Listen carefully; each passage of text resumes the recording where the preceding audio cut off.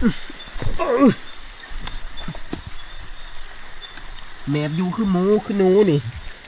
โอ้ยฝนตกแห้งทุกคนเลยจะเป็นแหละมันโมยหมองชนมันอยู่ในหลืบนี่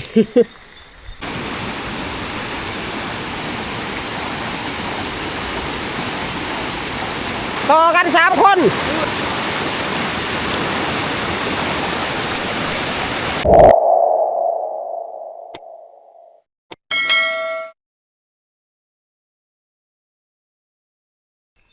สบายดี FC ทุกคนว่าสิอยู่ภายในและต่างประเทศเนาะตอนรับเข้าสู่2,000 จิตคนหากินคือเก่าทุกคนเลยมื้อนี้สิออกแต่ตาเนาะ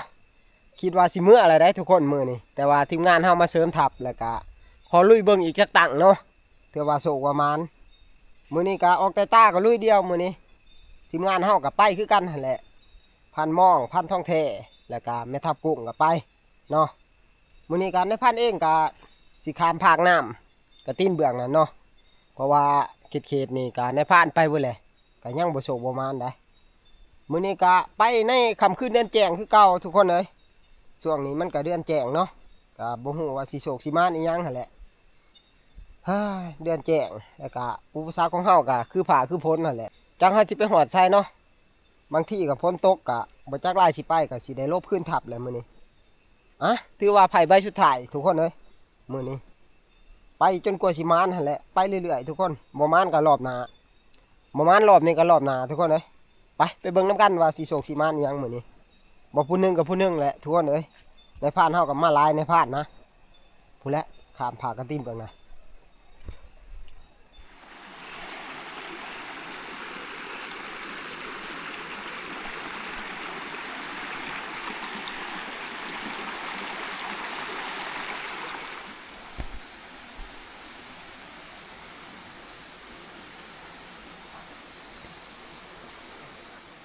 นี่ก็คือลำน้ำกระติ้นทุกคนเลยในขอบเขตนี้ก็มีลำน้ำตัวนี้แหละใหญ่กว่าหมู่เนาะปูปลาหน้าน้ำนี่ก็หลาย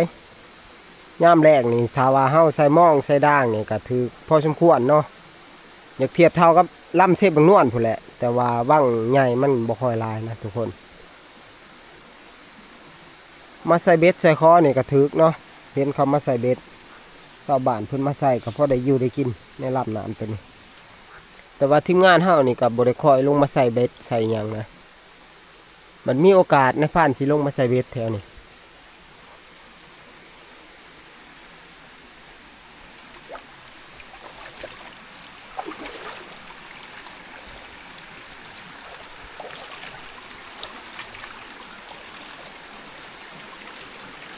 เฮาสิขามไปผาเบืองเลย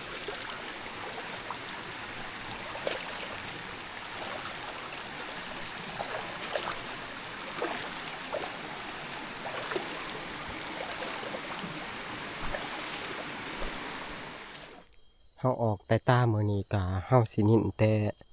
จ่ายด้านทุกคนเลยเลาะซองหาอีเห็นนะ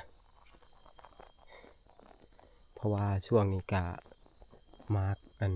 มักหน้าวสีทุกคนเป็นฤดูพ้นลิ้นอีเห็นมันมักสิออกทางเนาะออกทางออกด้านไปสิซะหากินตามด้านในผ่านการที่นิ่นขอบด้านนั่นแหละมื้อนี้เลาะไปนี่แหละนี่ก็ออกมาไกลพอสมควรเลยได้แต่ว่าเฮาก็ยังบ่ทันได้พอตายยังเนาะ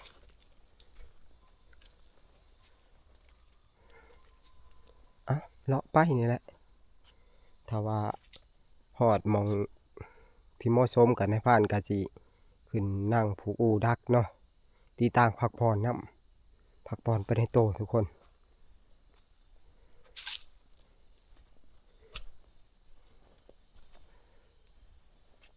หาสิไปพังทุกคนหอดระยะหนึ่งหรือว่าหอดบอลชัดมันเคยขามเฮาสินั่งพังรหัสก่อนทุกคนเพราะว่าเฮาสิอาศัยแต่ตานี่ก็บ่ได้หูนี่ก็สำคัญเนาะไปงานหนึ่งก็นั่งพังไปงานหนึ่งก็นั่งพังเพื่อว่าเฮาสิได้ยินรหัสมันเนาะถ้าว่าเฮาอาศัยแต่ตานี่มันก็เพื่อเฮาสิเห็นมันได้ยินรหัสเฮาก่อนทุกคน ประเภทสัตว์ป่า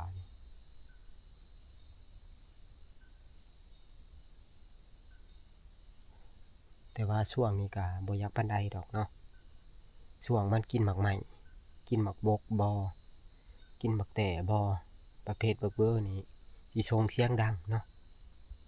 กินหมักกอกเหลือมเนาะแต่ว่ามันกินส่วนด้านเบื้องนั้นเฮาก็อาจสิได้ยินได้เพราะว่ามันครบนี่เสียงดังเนาะอันนี้กาล่ออีกช่วงเดือน1เดือนปลายนะมันก็สิเข้าช่วงฤดูมันกินหมากบก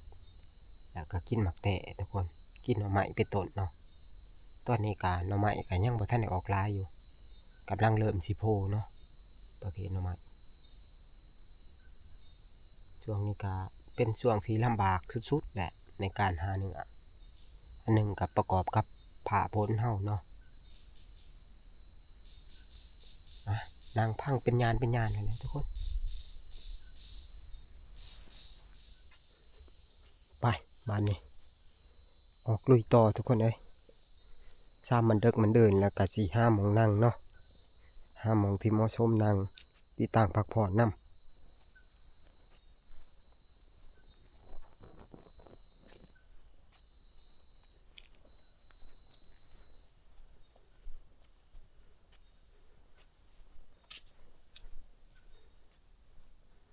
มือนี้เดือนก็แจ้งคักเลยมือนี้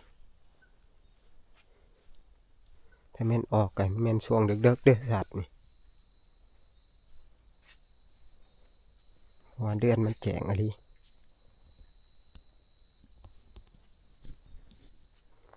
ตอนนี้การได้พาดกามาหอดจุดที่ว่าชอมันเที่ยวทุกคนเลยมันเที่ยวลัดข้อด้านนะในพานมาเมืองก้อนกับพ่อมันอยู่นี่แหละทุกคนต้นบกใหญ่ทุกคนเลยแต่ว่าในพานแกเห็นอยู่ดอกลองลอยมันเข้ามากินหมกบกเนาะมันกำลังเริ่มเขามันบ่ทันให้เขาเฮิงนะเพราะว่าบกมันก็ยังเปียกอยู่แต่ว่าในพานนี้ยังหาหมองผูกอูบ่ได้อีกนี่หัวสิผูกได้ต้นบกก็คือใหญ่แท้ๆจักสิขึ้นผูกได้หรือบ่ได้ทุกคนเลยเฮามาหานั่งหางนั่งลัดนี่ก็ทำเลนี่ก็สำคัญทุกคนถ้าได้ทำเลถ้าเฮาได้ทำเลบ่เหมาะสมนี่ก็มันก็ยากที่เฮาจะทับมันได้นะประเภทสัตว์ป่านี่ก็ได้ต้นไม้ช่องต้นนี่แหละทุกคนในผ่านสิขึ้นผู้อูนะคันว่าเฮาสิขึ้นต้นมันนี่ก็ลำบากทุกคนเพราะว่าต้นมันใหญ่นะทำเลก็บ่เหมาะปานใดดอกแต่ว่ามันจำเป็นมันบ่มีต้นไม้อยู่เนาะในผ่านก็สิขึ้นผู้อูเลยบัดนี้บัดนี้ในผ่านก็ขึ้นผู้อูแล้วเป็นที่เรียบร้อยแล้วเนาะขึ้นมากก็สูงพอสมควรอยู่ดอกทุกคนแต่ว่าทำเลนี่ก็บ่อยากมันได้เฮาเลือกบ่ได้ทุกคนเพราะว่าอยากนั่งต้นมันก็ต้นมันใหญ่อีหลีมีแต่ว่าเราลุ้นน้ำกันทุกคนถ้าว่าบ่พบบ่พออีหยังก็มื้อเช้าก็จังพอกันทุกคนในผ่านก็สิลัดเช้ามื้อเลยเนาะลุ้นไปน้ำกันทุกคนว่าแห้งบ่ได้ได้ตอนมันก็เดึกเลยเนาะมีแต่ว่ารอฟังรหัสนั่นแหละในผ่านก็สิปิดไพ่บัดนี้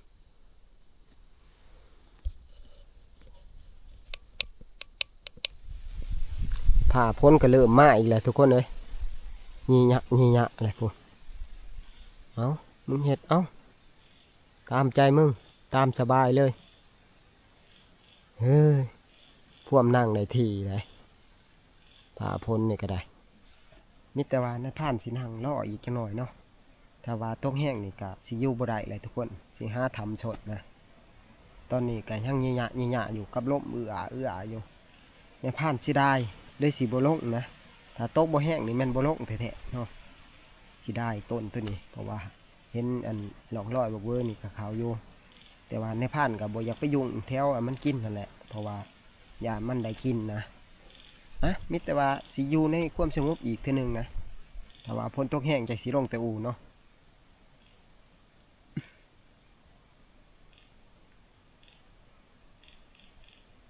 ลมแห้งคักเลยบ่ได้ยินหูออกหูเขา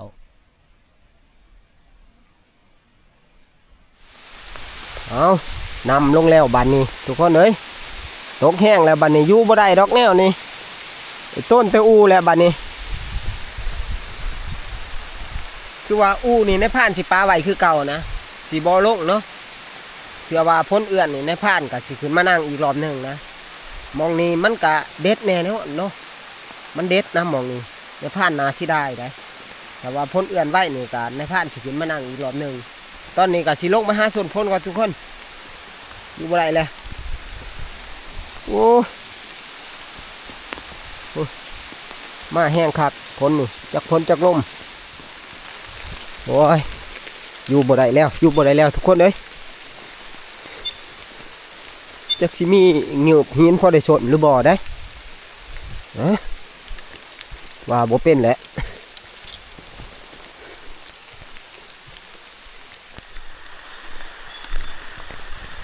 โอ้ทุกคนเอ้ยหาศอกหรือหินนี่กับบอนสีสนพ้นนี่ก็หายากกันแท้บ่มีมองให้สนพ้นทุกคนเอ้ย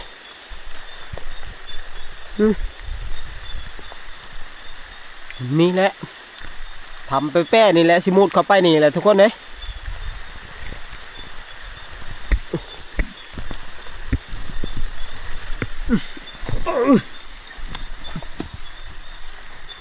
แหนบอยู่คือหมูคือหนูนี่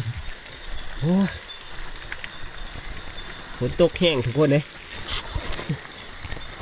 จะเป็นแหละมันโมยหมองชนมันอยู่ในหลืบนี่สมัยลำบากกากรรมทุกคนเอ้ยพอดีวิตโตนี่นะลืมหินนี่ก็ได้แถวนี้มันหาทำยากได้ทุกคนนี่ก็มีทำเงินหินน้อยๆเนี่ยนี่แหละถ้าว่าตกแห้งอลีนี่อาจจะเปียกเบิดก็เป็นได้เลยพอได้ส้นก็ส้นไปทุกคนเอ้ยซ้ำพ้นมันเหมืองนะดังไพ่ก็ดังบ่ได้ดอกเพราะว่ามันไม่มีพื้นที่ให้ดังไพ่เลยนี่อยู่ไปแบบนี้แหละทุกคนสถานการณ์ขี้ข่ายจังพอกันทุกคนเอ้ยเอาไว้ซ้ำนี้ก่อน มันถ่ายกับถ่ายให้เบิ่งบ่ได้ดอกแนวนี้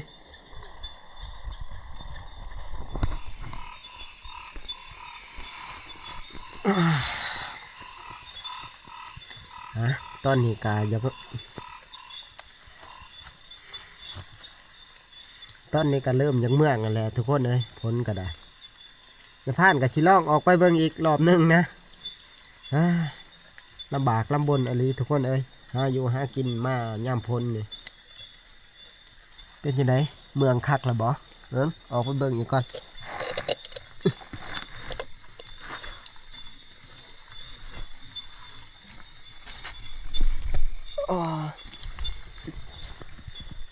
เป็นยังไง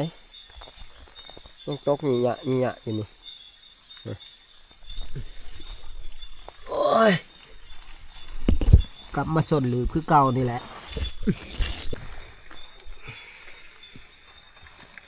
มันเมืองคักๆจังออกไปบาดนี้ถ้าว่าบูเมืองนี่ก็สิเบิดขึ้นสดแจกนะอยู่นี่ เจ็บหลังปวดแอวเบิดนี่มันพื้นที่มันก็คุขะเนาะจังหน่อยจังพอกันทุกคน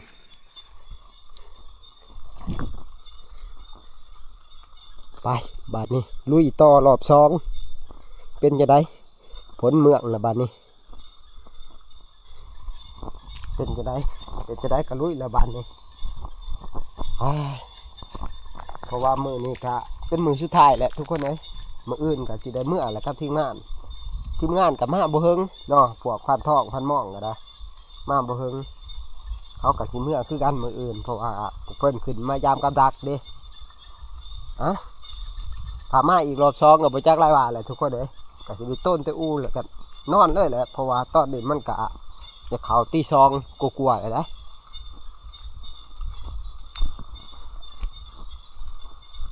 บไดแก่ลงปลาฝนอยู่โตนใหม่พุ่นแหละไปขึ้นเนาะซามันแจะในผ่านเปียกเบิดเลยแหละทุกคนเลยมานี่ขึ้นไปต่ออีกรอบ2เป็นยังไง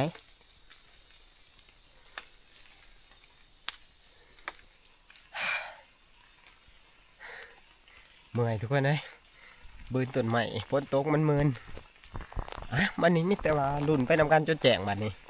เนาะตอนนี้ก็ตี2กว่าๆแล้วในผ่านก็สิขอปิดไผอยู่ในความสงบเนาะเดี๋ยวว่ามันเข้ามาเนี่ยก็มีได้ทุกคนเลยปิดไผบัดนี้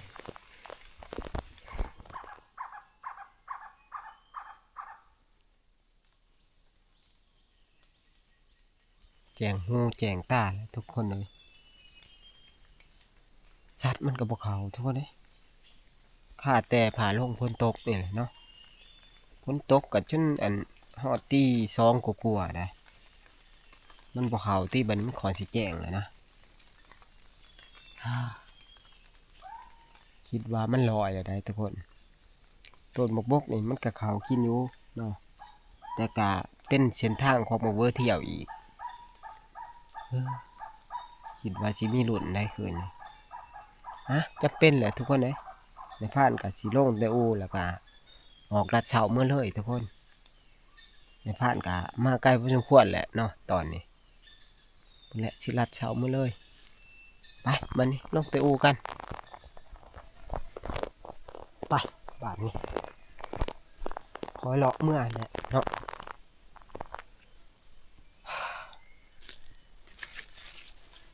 มือนี้ลงอูแต่เสาเนี่ยเพราะว่าเขาออกมานี่ก็ไกลพอสมควรเนาะคอยเลาะเมื่อนี่แหละเบิ่งพอดเบิ่งห้อยไปเนาะ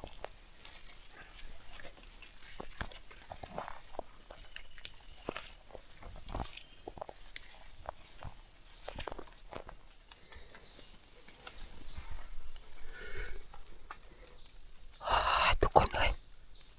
ดุดไปใหม่ๆตรงนี้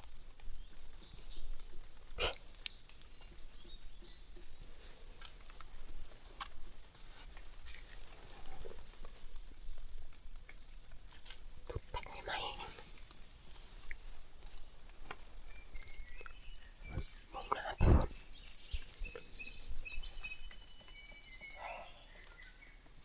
ผ่านสิคอยทานไปเลย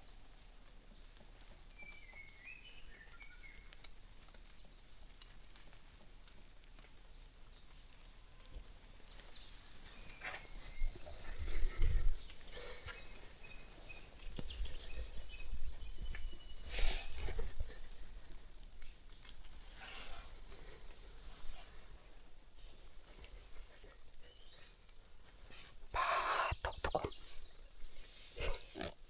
สักกระแตกไปหมดเลยดุดไปหน้าเลย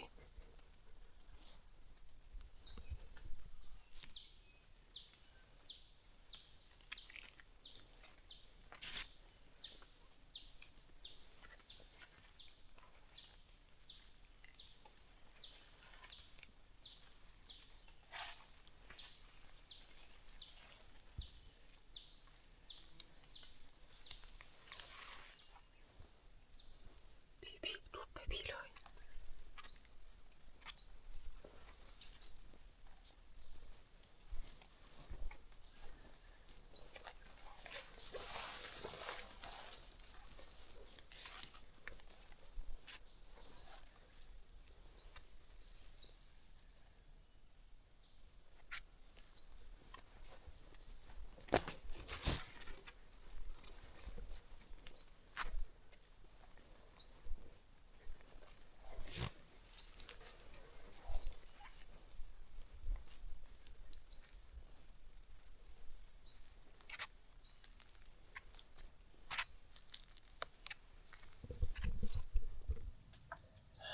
แต่ทุกคนมันกินประกอบเรือมนี่ประกอบเรือมหมดเลย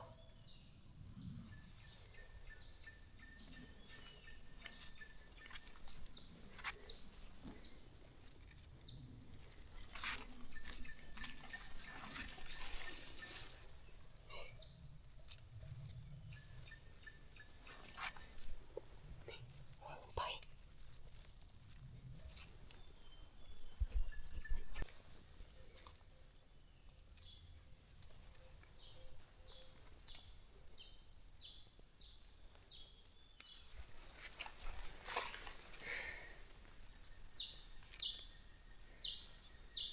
แล้วทุกคนเอ้ย น้ำบ่เข้าบ่ออกแล้วบัดนี้ลองร้อยนี่ก็มาฮับมาให้ไปนะเป็นงูสุ่มได้บางนึงนี่มันปลาเพกลายนะเฮานำไปแล้วมันเสียห้อยเนาะ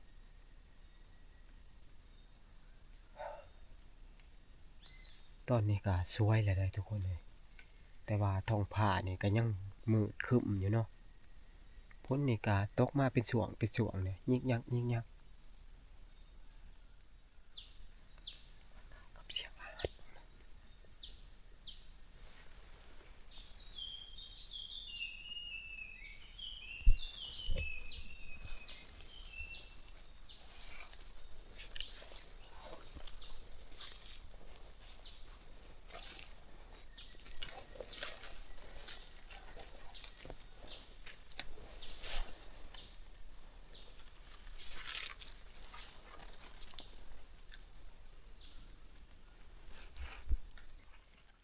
มิดจ้อยทุกคนเด้อ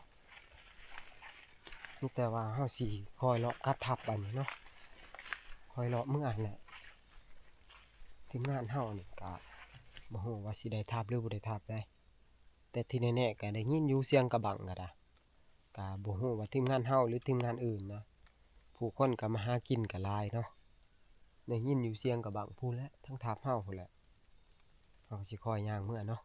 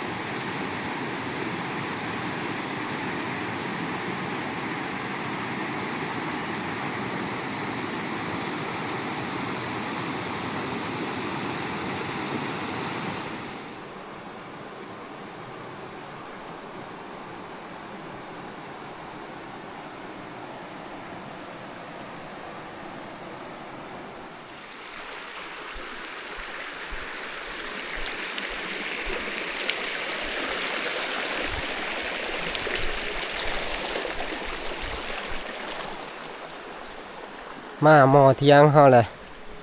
ผ่านเพิงนี่ยามแล้วบ่ได้ด่างเนาะแรงว่านี่ย่างด่างไว้ก็ผ่านเพิงได้จังว่าน้ำเอาไปหรือบ่จักเนาะย่างขี้ลายก็ถือให้พ่อได้ปิ้งได้ป่นก็ยังดีนะแต่ว่ามื้อแรกๆหั่นในผ่านใส่กับผ่านเพิงก็พอได้กินได้ทุกคนปลาดุกเนาะมีแต่แม่ใหญ่ๆโอ้ทีมงานเฮาก็คือสิมาเลยเนาะเสียงตำแจ่วเปิงเปิงเปิงเปิงโอ้ได้การโอ้ยโตนี่อยู่ดีอยู่ไผอยู่มันโอ้ยตำอีหยังสมาลั่นบ่ถิบ่แดนแกงปลาดุกนี่แหละ โอ้ถึกอยู่บ่3โตโอ้ยหรือว่าสิได้หลาย3โตก็สิแกงหอดขา ฮะใกล้กว่าบ่ได้เนาะงานยังล่ะบ่มานนะฝนตกห้ํคืนนี้ก็ได้โอ้ยพันทองนี่แหละไปลัดเสาไปว่างกับดักนะกับพันกุ้งแต่เสา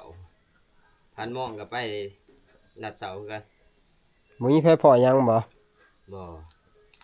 เอานี่แหละอาหารเฮามื้อนี้ก็ได้พันหม้องก็ไปเลาะยิงกระหอกเอาปืนลมไปเลาะยิงกระหอกนะผ่านเพิงเพิ่นก็เยี่ยมอ้อมปลาดุกไว้ท่าเนาะไว้ท่าทีมงานพันหม้องเอาบัดนี้ทีมงานเฮาก็มาครบหน้าครบตากันแหละพันหม้องก็มาแม่ทับกุ้งก็มาจะได้พันทองแท้คืนนี้โอ้พอจะหอยมัน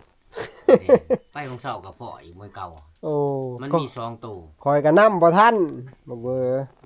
อซุ่มจับไปหอดใช่พุ่นแหละหินบ่องพุ่นมันกินบักบกกินบักกอกเรือมคืนนี้นำบ่ทันหมูซุ่มซ้ำโอ้ยอย่าว่าถ้าข้วยบ่แตกก็สิทันอยู่ดอกข้วยบ่แตกเราคือบ่หักคาข้วยแม่นข้วยเป็นซ่าข้วยโคตรนี่แม่นนี่ มันหายาก มันอาศัยอันเนื้อใหญ่หันเป็นอันนั้นบังมัน แม่น กบอันนั้นกบละหัดมันว่าง่ายๆซะ อืม เอ้ากินข้าวกินน้ำแล้วก็มื้อได้เฮาบาดนี่ แม่น เดี๋ยวจะได้บ่โศกบ่มานแหละ มาวันนี้ FC กินข้าวเช้ามื้อนี้ ท่านมองบ่กินเนาะ อาหารการกินเฮากันนี่แหละออมปลาดุกเพิ่นว่าพานเพิงเพิ่นใส่หม้องเนาะและแรงหวานนี่ก็ได้คือประมาณ 2-3 โตบ่ได้อันแล้วเช้ามื้อนี้กินแล้วก็สิพากันกลับบ้านบัดนี้ มาเอาพันใหญ่ เฮ้อ มาเอาพันใหญ่บ่ลงจักเทื่อ เยอะ กินข้าวในแห้งลงไปเนาะ ถ้าพวกเจ้าบ่ขึ้นข่อยเมื่อแต่เมื่อวานนี่ผู้ใดเขาบ่ได้ทน มาบ้านแล้ว เขาบ่ได้ทนกินแนวนี้ได้ เบิ่งตีเบิ่งหน้าข่อยว่าตี อืม จนข่อยบ่กล้าแน่เบิ่งตัวเอง แม่นแล้วเมื่อกินซอยจุ ซอยจูอยู่ไสอ่ะนี่ฮะ ตั้งเมียเอาไว้หาแซม โอ้ กินน้ำเลย ห่วยในตีในพา จะไปกินน้ำแบบว่าเหือหมอนี่ อื้อหือ ไปกินน้ำแหน่เลยตัวผู้มีเงินซื้อ มาพันหมอง มาเด้อพันมองเด้อ เราอิ่มมาได้พันหมองเอ้าบาดนี่กินข้าวกินน้ำแล้วแล้วก็เกี่ยมออกเดินทางเมื่อบ้านเฮาแล้วบัดนี้ อยู่มาก็บ่มานทุกคนเด้หาเมื่อหาตั้งรักใหม่ก่อน อืม เนี่ยพันหมองนี่ก็มาคืนเดียวก็ต้นพะยายเมื่อคือเก่า มานำมานํข่อยบ่ แม่น ไปมื้อนี้เมื่อบ้านเฮาเมื่อโตเป่าคือเก่ามื้อนี้ของกินของอยากก็บ่มานเนาะเที่ยวนี้ก็โอ้ยลำบากหลายหากินหาอยากก็ได้ลำบากยามเฮามาย่ำพ้นนี่แหละ มันยังบ่แม่นของเฮาตอนนี้ทีมงานเฮากำลังจำพรรษา แม่นบ่ ไปก็จนยางขี้แตกมือใดก็ยังบ่มานอยู่โอ้ยจำก็จำโพดดอกอันนี้ เข้าพรรษาแล้วทีมงานเฮามันออกโตได้บัดนี้ เขาพรรษาแล้วบ่ให้ขาสัตว์บ่เดี๋ยวนี้ฮะ บ่ ให้เจ้าจำคนเดียวเจ้าเด้อปากท้องคนนี้บ่ได้จำนะบัดนี้ นี่แหละเข้าพรรษาแล้วนี่จัดเลยนี่ ห่วยเขาพรรษาแห่งงดตัว บ่แต่เขายังว่ากินเหล้าเข้าพรรษา อ๋อ นี่ก็ฆ่าสัตว์วันพรรษา บอกเก่งใจผ่าเก่งใจดินจักดีทุกคนเอ้ยบางทีนี่บักเบอร์นี่มันออกมาดูในตามทางห้อยย่างนี่แตกไปเบิดเลย รุดห้อยตีนมาเข้าไป เออ บ้านนี่นะ โอ้ทีมงานหามาเมื่อวานนี่บ่ทันได้เห็นได้ซีเมนต์ขึ้นนี่เนาะฝนนี่ก็ตกห้ำบ่ทันได้แจกปานใด นี่แม่ค้างในได้นี่ เออปาโท เกิดปฏิเลยห้อยจนมุ่นเลยตัวนี้ บ่แม่นน้ำหลังผ่านกุ้งมาบ่หวานนี่ฮะ สงสัยตามหลังเด้อ โอ้ย จะว่าบ่เห็นห้อยตอนขึ้น โอ้ดูดสะเข้าไปพุ่นเลย เพราะว่ามันไปขึ้น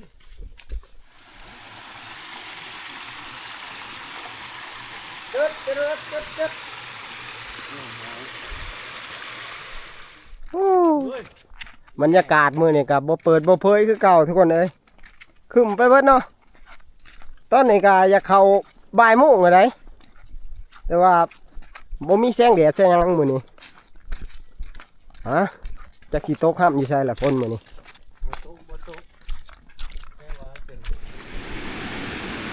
น้ำห้วยละหางหน่อยทุกคน นี่ก็แค่ห้วยละหางหน่อยได้น้ำยังหลาย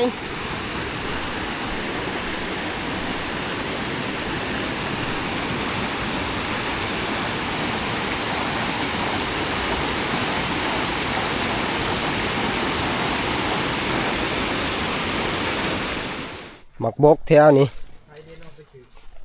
เป็นดกอีหลีเนาะปีนี้เส้นทางนี้ถึงสิเป็นเส้นทางลัดกะจริงเลยทุกคนมันไกลกะจริง แต่ว่ามันก็มีข้อเสียเนาะก็คือเฮาได้ข้ามน้ำใหญ่สองน้ำห้วยละหางน้อยแล้วก็ห้วยละหางใหญ่นี่ตัวหน้าไปนี่ก็คือห้วยละหางใหญ่น้ำแกงมันก็แห้งแน่คันว่าย่ามแรกนี่เฮาเที่ยวนี่ก็เหมาะเนาะเพราะว่าทางเส้นนี้มันไกลนะเอาเลยเด้อบ้านนี้ทุกคนเอ้ยนี่มาตัวนี้เป็นสายที่สองนะคือห้วยละหางใหญ่น้ำนี่เปลี่ยนสีเลยนี่ฮู้แห้งคักน้ำนี่สิขามจะได้ในบ้านนี่โอ้ยโอ้ย สมใจแล้วบ่บัดนี้อยากมาทางลัดฮะคอยว่าแล้วคอยว่าแล้ว ได้กับเขาเก่าน้ำแม่เดียวกัน ทางนั้นมันยังไข่ได้ทางลัดเฮามันมีขัว บ่แท้นะ โอ้ยผ่านหมอกนี่คิดฮอดเมียแห้งเลยอยากมาทางลัดแนวนี้แหละ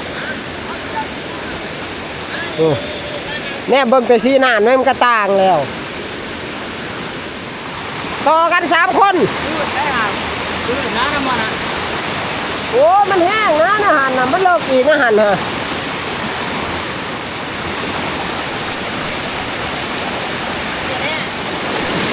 เจ้าอีกขาบางไหมอย่าไปขี่ไกล ไป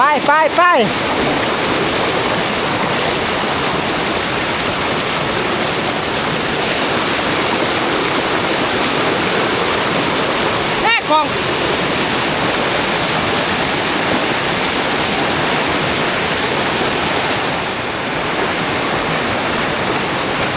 น้ำแห้งคักทุกคนเลยน้ำท่วมมา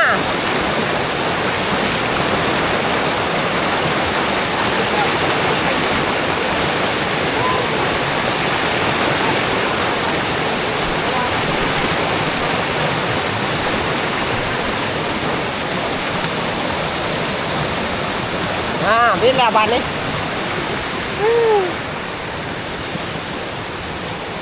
ฟางนี่น้ำมันยังแห้งเลยนะทุกคนปกติแล้วเฮาผู้แลเฮาสิเที่ยวแกงลุ่มพุ่นเนาะมันเป็นแกงตื่นแน่